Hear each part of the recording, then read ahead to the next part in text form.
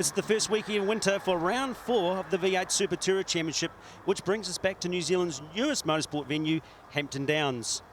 This fantastic facility located in the North Island between Auckland and Hamilton was the scene of the opening round of the V8 SuperTourers, where Greg Murphy opened the series with an almost dominant display. But it was young gun Ant Pedersen that took a remarkable and very popular race victory. Welcome to our international viewers from Speed Channel in Australia. I'm Shane Drake, and join me for this final sprint round is former New Zealand touring car champion Mark Pedersen. Now, Mork, it is winter, but things are hotting up on the track here. Yeah, they certainly are, Shane. And talking about hotting up, like you say, this is round 4 of 7, but it is the final round of the sprint round championship. It's about all the Johnnies at the moment. Johnny Reid, 71 points in front of Johnny McIntyre. Well, you couldn't pick a better place to finish this final sprint round. Hampton Downs, the 2.7 kilometre track, which has 11 metres of elevation changes. There we go, turn 1, 2, 3, over the hill, down into turn 5, an amazing corner, and through turn 6, up to the straight, 255 kilometres an hour, and turn 1, Mark, there is 10 ways in and only 1 way out. Yeah, look, we've seen that time and time again, and if it's going to come unstuck, it's going to be in turn 1 for these guys. There's going to be 2 or 3 abreast going into it, that we do know. Coming out, it's the interpretation. Well, as they start their warm-up lap, and let's take a look at how they lined up after this amazing qualifying session. I think the whole thing changed in the last minute. Scott McLaughlin, the Kiwi-based, or the Aussie-based Kiwi, on pole with Johnny Reid beside him. Andy Knight, a great effort, and Kane Scott beside on grid 4.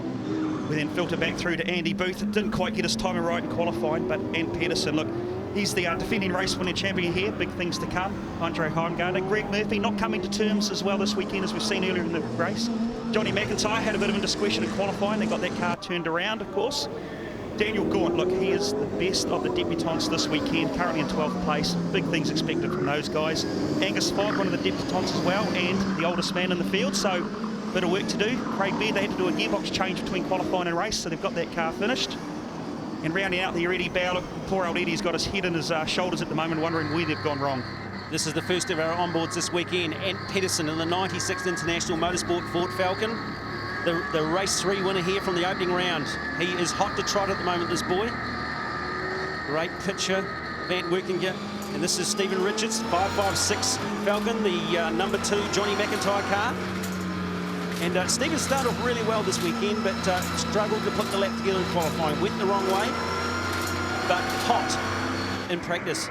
And this is the man at the moment. He's really been on the case since the first cars rolled out on the track. And Johnny McIntyre also had an indiscretion on the opening lap, just leaving pit lane and walloped the Armco. Not a happy boy. And there's probably not another real happy boy either. Greg Murphy just really missed the window. A lot of these guys are struggling this weekend with track temperature.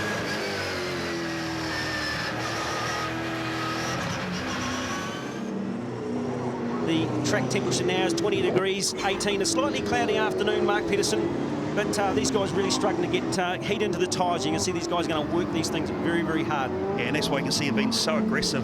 They turn the car from left to right, and you'll see when we saw the inboard footage before, you know, they're jerking on the steering wheel so much.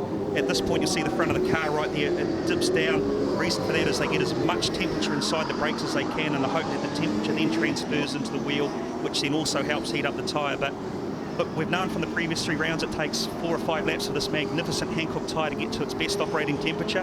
These guys know that when they go into turn 1, they want the best car under them, and the best way to do that is get as much heat. That's what we've seen now. Well, the man with the confidence is going to do that, and which one we don't quite know who that is yet. These guys have been remarkably marked. Both these front guys are in the 3s. We've broken the lap record from the first round. We're sort of like 7/10 up the road. And, you know, like, even though it is cooler conditions. And it's just the evolution of these cars. And look, I shook my head in total disbelief when they got into the mid-4s at the first round, thinking, how can they go any quicker? But they can. Look, a couple of points to watch. The man on screen there, Andy Knight, he's coming back. You know, he had a very disappointing round at Ruapuna there. We of course, saw those dramatic footage there from the TV3 guys. But the man on screen right there, Scott McLaughlin, keep in mind, Shane, it's the first time he's been on pole position for a rolling start since he raced karts. So there's a lot of guys behind him. We're going to watch him go into turn 1 with a great deal of interest. Well, he has had experience in rolling starts and cars, but not the SuperTourers and not from the front row of the grid. This man is very nervous, I can assure you. I had a chat with him just before they hopped in their cars, and he's going, what do I do, Drakey? What do I do? I said, mate, just take it easy and let it take its time. Scotty McLaughlin comes down at turn 5. These cars following the pace car. Should be the final lap.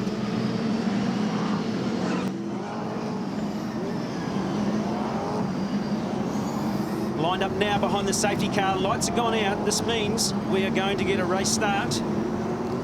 Cars still weaving in the background. Scotty McLaughlin, Johnny Reid, the master, former A1 GP, New Zealand Grand Prix winner beside him.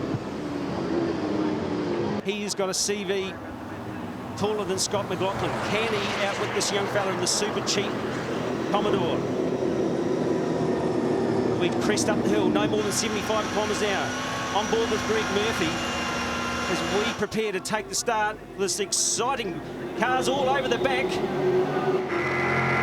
On board with Andy Booth. We can't see the lights. Here we go. We've got a race start. Craig Beard right on the outside in the back there in the yellow and blue Falcon. McLaughlin locks up. Here comes Andy Knight up the inside.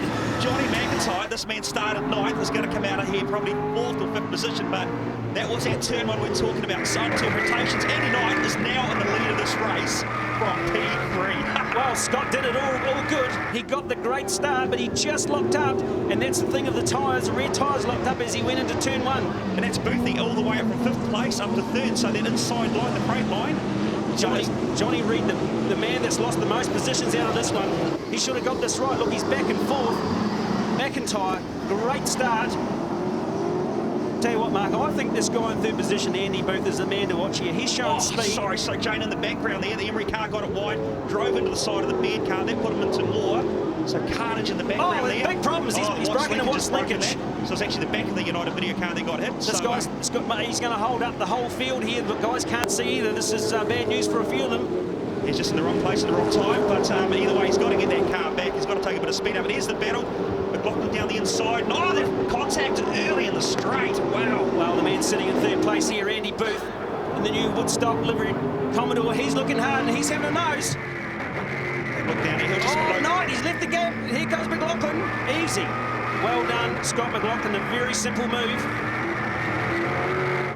Booth, he's all over there. Here he goes, up the inside of Knight. Nice clean move, you have to say, don't you, Shane? He just saw the gap. He knew it was going to open up. And he set up in qualifying. He had a lot of car speed. He just didn't deliver in qualifying. He knows how to control one of these races. Oh, man, these guys are just jostling for respect with each other. But if they're not careful, they're going to come unstuck like the Craig Beard car. Well, I'm glad we've got an opening race that is showing some action in this championship. They normally leave it to the last. And Johnny Reid in all sorts of trouble back there. Greg Murphy now starting to make time up. See the track and Reid. Here comes Ed Peterson, the 96 up the inside of Johnny Reid. Johnny Reid just getting swamped at the moment. That car just not entirely happy with the driver at the moment. So look, 2 or 3 laps, you'll get a bit of temperature and get a bit of confidence. Murphy having a big lunge on Johnny McIntyre, pulls it off. Watch for the crossover. That's what we're talking about. Exactly. There's a number of lines in, and there's only really one out. But McIntyre, good switch over. And there's Pearson going to take the International Motorsport 96 up the inside. Murphy's wing mirror hanging off the Mike Pillow Real Estate 51. Murphy up the inside. Well, there's some guys. Man, that was a big lunge from the back, wasn't it? Some guys showing some real speed. We know Scott McLaughlin's fast, Andy Booth is fast, and here comes Murphy and McIntyre. They've really made a meal of Johnny Reid and a number of other guys. There's some big losers and some big winners in this opening round of the sprint race here at round 4 at Hampton Downs. See, Kane Scott's another one that got shuffled right back, didn't he? He was in probably 4th position in qualifying, now back in 8th. So there's guys that took the start a little bit conservative. Mainly all the guys on the outside, 2, 4, 6 and 8. Looks like they just got to hang up the dry and the freight train on the inside's gone through. Look, you don't think that some of these guys have maybe upped their tyre pressures to get some speed out of these cars earlier on? Yeah, some of them were thinking about doing it, but we're only lap 3 into it. We know this Hancock tyre is good from lap 5 onwards, but cheap away, Johnny McIntyre just suffering for a little bit of car speed as well. There's Reid, obviously past Johnny McIntyre on the previous lap. McIntyre not an overly happy camper this weekend. Things just haven't gone his way. He's sitting second in the points. A remarkable comeback in this championship. As now Ed Peterson starts swarming over the back of the Blackwoods Pikel's car, and there is no letting up here.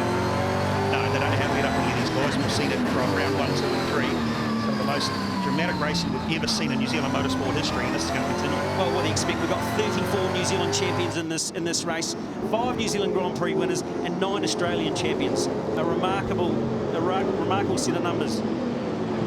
Scott McLaughlin, he's the fastest man on track last time round at a 1 minute 4.7, and Andy Booth on a 1 minute 4.9. Don't read anything into this because it's only still lap 3, so give it a couple of laps. Going to go, but there's no doubt Andy Knight, Greg Murphy, Johnny McIntyre battle, that's going to take the speed out of those guys. I think Andy Booth's now released. I was saying that McIntyre's gone down the inside.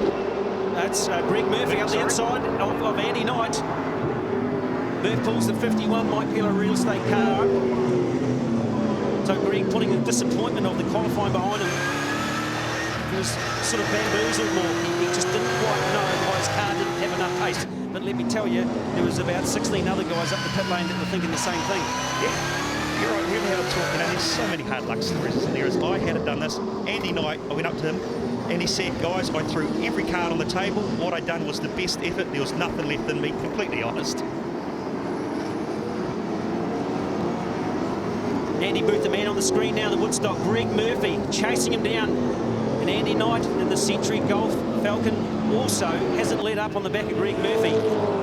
Knight coming off his strong race 2. Runner-up position at Manfield. This is great stuff, Mark. I mean, these guys, they're going hard. We said this, there's a little bit more at stake now. As Murphy goes slightly wide into turn 1.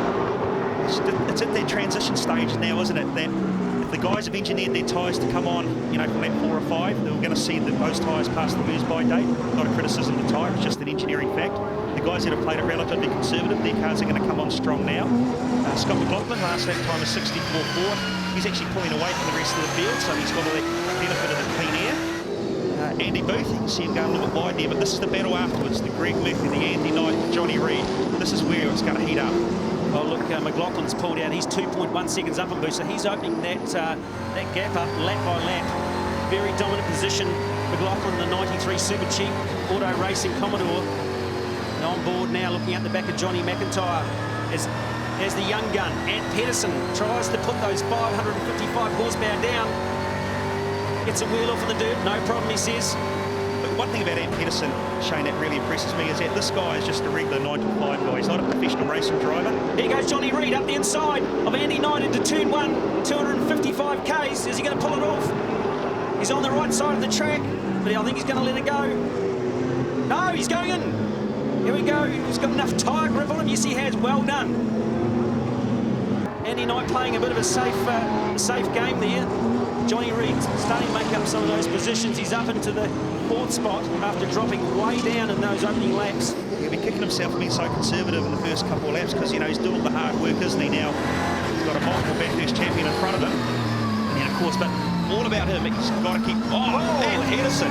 What a move up the inside into turn 5. He's going to defend it into 6 as well, I think you'll find, Shane. Yeah, he should be good here. I mean, it's a very long way around the outside.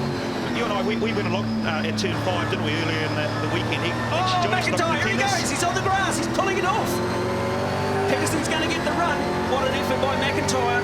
I don't think there's much real estate left actually underneath that Johnny McIntyre car at that point. No, he's looking for some slightly treaded rubber to pull that one off. Oh, Ant Pedersen.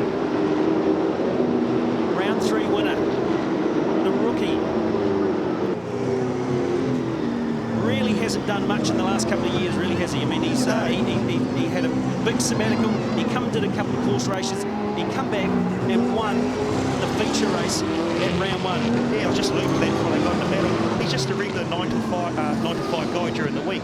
He's not a professional racing driver. He's not driving supercars or anything. You have to say the effort. Murphy up the inside of Knight. Well, has Andy Knight got a little problem, or maybe they pressured up too high on their tyres? Yeah, they hit the nail on the head. They probably engineered that car for a very early start, considering where he started. But look, he's just got to nurse this thing. One thing about this Hankook tyre, and the drivers have said this time and time again, is that once the tyre gets up to its operating temperature, if they back off for a lap or so, the tyre recovers very quickly, and then they get another 4 or 5 hard charging laps out of it. So maybe that's just what we're seeing now. Well, this C51 Hankook tyre that runs throughout the whole championship so far should probably really be getting that hot on a day like today. I mean, it is warm, but it's certainly not much, sunshine putting temperature into the circuit. Yeah, well, don't forget though, they'll engineer the temperature into the car. They'll give it a bit more camber, maybe a little bit toe on the front, whatever freedoms they got in the rear. These tyres work best between 80 and 100 degrees centigrade. That's what they've got to get the tyre up to get the best out of it. Actually, you can look at some of the cars, or you can see how much tape they're running over the front of their splitters in order to get some temperature into those brakes. We look at the Century Golf car at night. Murphy looks like he's running clean. You can see tape over the front of Andy Knight's car. Scott McLaughlin's got it up there. Boothie looks clean. No one's really got an answer for Scott McLaughlin at the moment, have they? There's Gagor cars afterwards are certainly taking speed out of each other, but that lead's now stretched out to 3.2 seconds. But let's have a look further down the field to the debutants. 11th place, Angus Fogg, 1 place ahead of the man. Here he is. There's a man on the screen right now. Yeah, actually both on the screen. The man behind him, Daniel Gaunt in Tasman Racing. So these guys have got a wealth of experience, but they're new to this category of racing. I spoke to both of them before race 1, and they said, we've just got no mileage. We've got all the pedigree, all the championships. We've won everything there is to win in New Zealand, Australian motorsport. It's come to nothing because they haven't got the mileage. Well, this man on screen, Angus Fogg, the 247 hole. First time in 8 years he's been back with the Red Lion. Big change for him, and spectacular as he is. He's got Daniel Gaunt, New Zealand Grand Prix winner, stuck in behind him in the Tasman Motorsport Group Falcon. Yeah, that was actually a graphic demonstration. What Angus was talking about is that they just don't know how to dial out the oversteer or the back of the car moving on the way out of the corner. They'll learn how to do it at some stage. They just haven't got the engineering expertise at this stage. So Kane Scott leads a little group of cars through, but here comes Angus Fogg, the 2 new debutants to come into the Super Tourer Championship. It's Gaunt trying to get a look up the inside of Angus Fogg. Beautifully turned out couple of cars. Very well done. Back up front, here we go. Murphy, Knight, Pedersen, Johnny McIntyre, man second in the points. He's got to try and close himself up as close as possible to the man in third, Johnny Reid. Because Johnny Reid is about 70 points up the road after qualifying. Got a lot of work to do. Of course, we saw that indiscretion from Johnny in qualifying. Don't know how much it upset the car, but maybe just the rhythm of the team for the weekend, because qualifying didn't go the way he planned. He qualified a bit further down. Oh, Mark it had upset him. I mean, he lost 5 minutes sitting in the pits. There's no doubt about it that it really did upset their qualifying. But look at the confidence in this Scott McLaughlin here, Shane. Look, he's hitting every apex, isn't he? Every gear change. He's not stressing the car. He's not even doing it hard. It's just very methodical, very clean, and the execution has been perfect. And it's probably why he's now 4 seconds up the road. Well, he's clearly the fastest man on the track. The last lap of a 4.5. Let's see what he puts through this time. It's his father there, Wayne on the right, Troy Russell in the middle. Scott goes through 4.5, very consistent, another 4 tenths up his sleeve. Look, and we saw this at round 1. He combined all the free practice sessions. He was the quickest man. He was the quickest man actually by a long way to begin with. In his own admission, they just got qualified. Oh, this is Angus Fogg. Spun around. Not sure where we are here. Here's the replay. Oh, it's the 2 new debutants going to come together. And Gaunt feeds and looks like it's out of turn 6. Oh, geez, thing just bit, didn't he? But if I was Daniel Gaunt, do you think he should come in now for the drive-through or just wait till they show him the board? It's not a good start. No damage, thank goodness. Daniel Gaunt is probably going to pay the ultimate price and have it to it. And Pedersen slowing. He is stopped. Now, I'm not sure what that looked like on the run to turn 6 or maybe 2. And he's looking down. Something's gone drastically wrong with that car. And that's that heart-wrenching feeling when you tap the steering wheel knowing you've given the car everything, and for whatever reason it's come unstuck. But this is a good battle here. The guard's actually hanging halfway off Kane Scott's car there, so for whatever reason, I just hope they don't give that thing a mechanical drive-through just because of that. But Paul Manuel, Andre Heimgartner, another one of the hard charges, and what I consider anyway a future star in this class. Well, Heimgartner and Andy Booth were the pace setters throughout the weekend. The guy there in the back there in the 22 hole, the pink Mads car, and the oil flag's been waved, so maybe something quite terminal's happened to Pedersen's car. As Kane Scott just gets a little bit wild going into turn 1. Manuel having a look now. Yeah, there's the smoke. Okay, it's either smoke or dust. I'm pretty certain it's smoke by the looks of things, so you're right. That's the run up into turn 4. Yeah, so whatever's happened there. There's a replay. That's that. Well, I've had that feeling. You've had that feeling before. It's just the worst feeling of all, isn't it? Well, he's not too angry because you would be punching the wheel, but that's a relatively calm enactment there of what's going on. Back up front, Scott McLaughlin gone. Boothie in second. Here comes Johnny Reid. He's closing the gap down to Boothie.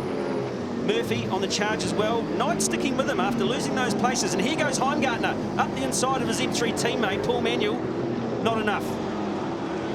No, couldn't quite get it pulled off there, but he's certainly going to put Paul under a bit of pressure. And Andre Heimgartner has just proved to me that the competitiveness of this category, Shane, is that you can have all the car speed, but when you get behind a guy that's only 1.5, 2 tenths slower than you, you've got to take the battle to him, you've got to get him through, and it just provides very good racing. He is not shy, Mark. He is prepared to give it, and he's been doing Carrera Cup in Australia. He's been doing a very good job, and he's not afraid to get in there, as we saw at round 1 here as well. And you can't be. When you're a young guy like this and you're coming through, you need to make an impression, not only on the other drivers out there, also the fans, the team owners. And the way you do that is you get in, you roll your sleeves up, you get your arms dirty. You do that by passing guys, rubbers racing, and everything else, but you don't be foolish about doing it. Well, a 16-year-old over the back of his elder teammate, Paul Manuel, and Manuel, 43 years old, so he's got a bit of an age advantage on him as these three head up the long straight to turn 6, and Kane Scott coming under increasing pressure.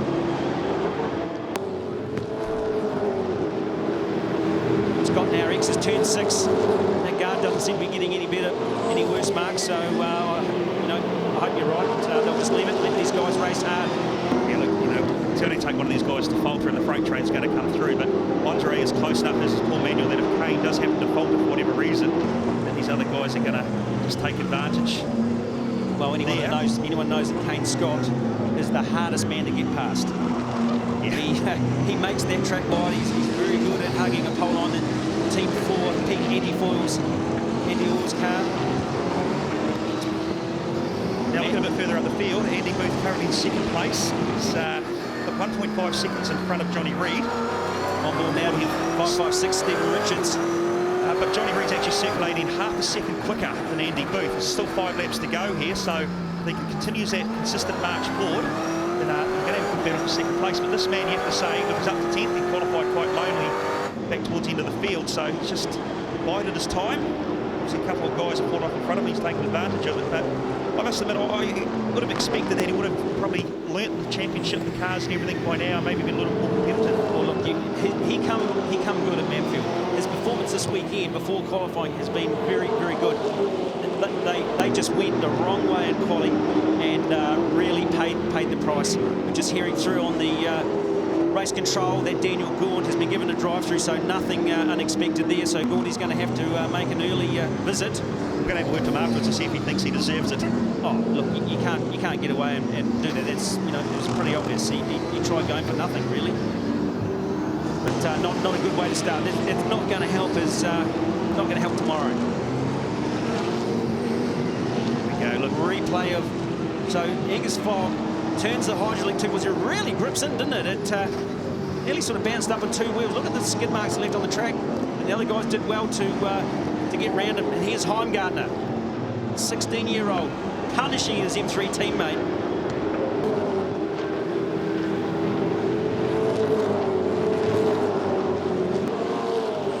Yeah, what to start is this will actually allow Kane Scott to pull away a little bit now. This battle here between Manuel and Heimgartner.